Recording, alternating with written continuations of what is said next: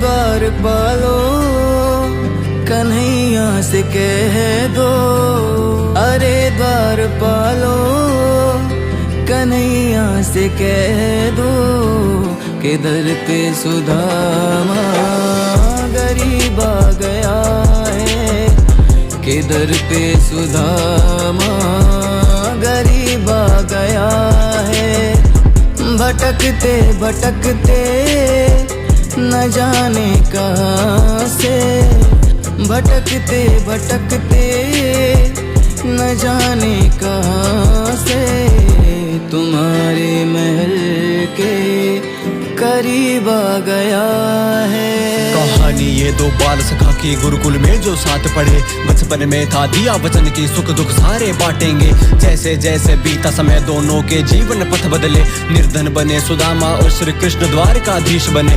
खाने को मोहताज फिर भी जीवन से ना कोई शिकायत, भिक्षा मांग वो करे गुजारा, ना उन्हें कुछ थी अधिक की चाहत। कब तक सोए पर बालक भूखे, इनका क्या ही दोष भला।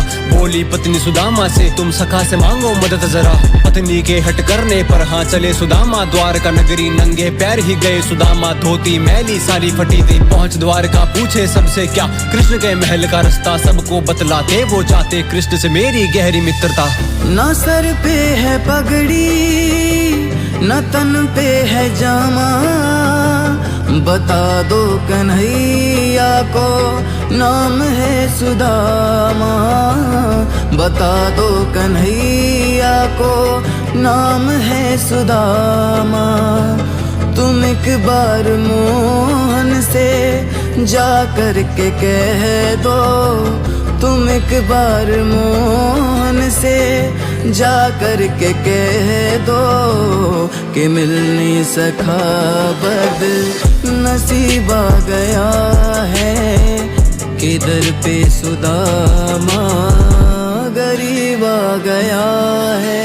देख के हाल सुदामा का, लोग कहे पागल उनको कोई ढोंगी है जो आया है। मारो सारे पत्थर उसको, इतना निर्धन ब्राह्मण भला मित्र कृष्ण का कैसे होगा। हंस रहे लोग सुदामा पर, वो अंदर ही अंदर जाए रोता। जैसे तैसे पहुंच गए वो कृष्ण के महल के द्वारों तक। द्वारपालों ने रोका उनको, पूछा आने का उपलक्ष्य। बोले सुदामा उनसे द्वारकाधीश को वो संदेश ये दे, आए मिलने सखा सुदामा निर्धन दूर प्रदेश से। द्वारपाल के जाने के बाद लगे सोचने ध्यान से वो, मुझसे मिलने के बाद कहीं महसूस करे ना अपमानित वो। क्या कृष्ण उन्हें पहचानते अब भी खड़े खड़े वो सोच रहे, क्यों ही याद रहूंगा उन्हें ये सोच द्वार से लौट रहे। तभी सुनते ही दौड़े चले आए मोहन, लगाया गले से सुदामा को मोहन, लगाया गले से सुदामा को मोहन। हुआ रुक्मणी को बहुत ही अचंभा, हुआ रुक्मणी को बहुत ही अचंभा। ये मेहमान कैसा अजीब आ गया है, कि दर पे सुदामा गरीब आ गया है।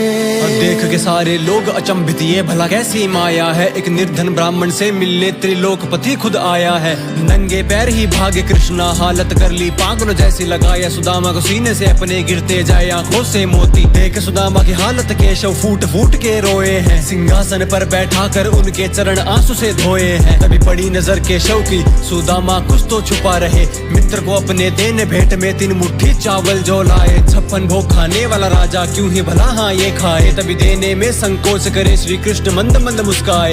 छीन पोटली सुदामा से चावल देख कर बोले कि इस भेंट की तुलना कर न सके कोई भेंट समस्त ब्रह्मांड की।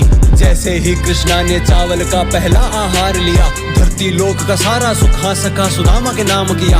दूसरी मुट्ठी में कान्हा ने स्वर्ग लोक प्रदान किया। तीसरी मुट्ठी खाने चले माँ लक्ष्मी ने हाथ थाम लिया। हे भगवान क्या अब इनको वैकुंठ धाम भी दे दोगे। अब थम जाओ माधव अपना सिंहासन भी आप खो दोगे। इस मुट्ठी चावल के लिए रुक्मणी ब्रह्मांड का त्याग करूं। उसने अपना सब दिया मुझे, मैं मेरा उसके नाम करूं। सुनकर बातें कृष्ण की ऐसी समस्त देवगण घबराए। ये देख माँ रुक्मणी ने चावल छीन के कान्हा से खुद खाए। निस्वार्थ मित्रता देख के आंखें शिव ब्रह्मा की छलक गई। जय हो आपके द्वारकाधीश, आप सा जग में कोई नहीं। बराबर में अपने सुदामा बैठाए, चरण आंसुओं से श्याम ने धुलाए। चरण आंसुओं से श्याम ने धुलाए। न घबराओ प्यारे जरा तुम सुदामा, न घबराओ प्यारे जरा तुम सुदामा। खुशी का समा तेरे करीब आ गया है, के दर पे सुदामा